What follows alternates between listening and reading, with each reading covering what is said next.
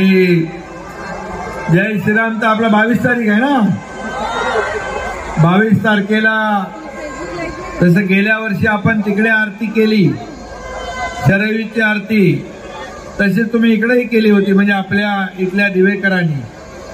तर 22 तारखेला तिकडे मंदिराचं, राम मंदिराचं लोकार्पण आहे. त्याच दिवशी इकडे देखील असाच उत्सव, मोठा दिवाळी आपल्याला साजरी करायची आहे आणि तुम्हाला गेल्या वर्षाचा अनुभव आहे. त्यामुळे मी दिवेकरांना मनापासून शुभेच्छा देतो, आपलं अभिनंदन करतो. शालेय शिक्षण मंत्री केसरकर साहेब आले, त्यांच्याकडून काय पाहिजे का तुम्हाला?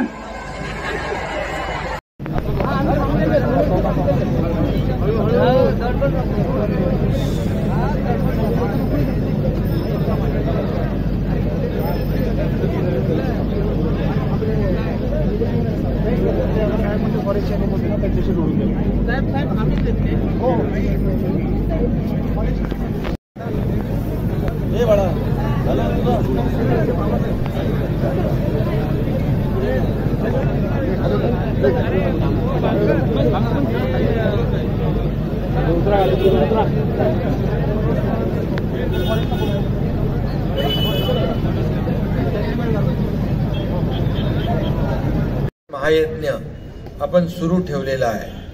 कारण 31 डिसेंबरमध्ये सगळे वेगवेगळ्या पद्धतीने साजरे करतात, परंतु आपण रक्तदानाने 31 डिसेंबर हा दिवस साजरा करतो. कारण कुणाचे जीव वाचवायचे आहे, त्याला रक्ताशिवाय पर्याय नाही. आणि म्हणून तो देखील आपला उपक्रम आजही सुरू आहे.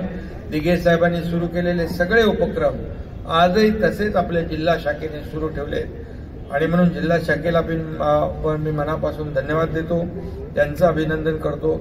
आयुक्तांना एक सूचना करतो, राम मंदिर लोकार्पण 16-22 जानेवारीला आहे. तर ठाण्यामध्ये मग मासुंदा तलाव असेल, मंदिरं असतील, ठाणे महापालिका हद्दीमध्ये विद्युत रोषणाई करून सगळं सुशोभीकरण अगदी करा आणि पूर्णपणे एक दिवाळी आपण साजरी करूया.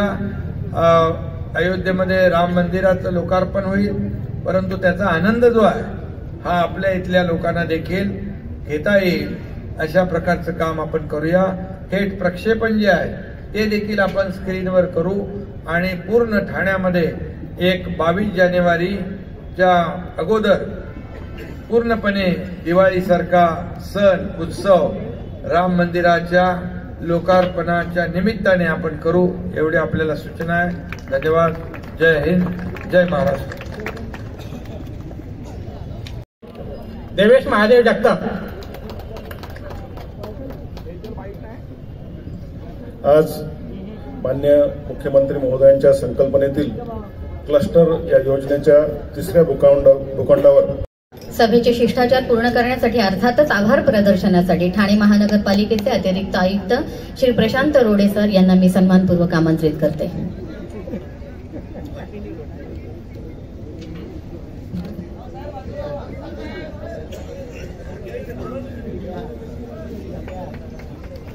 देवेश जगताप अमेरिकेमधून पर्ड्यू युनिव्हर्सिटीमध्ये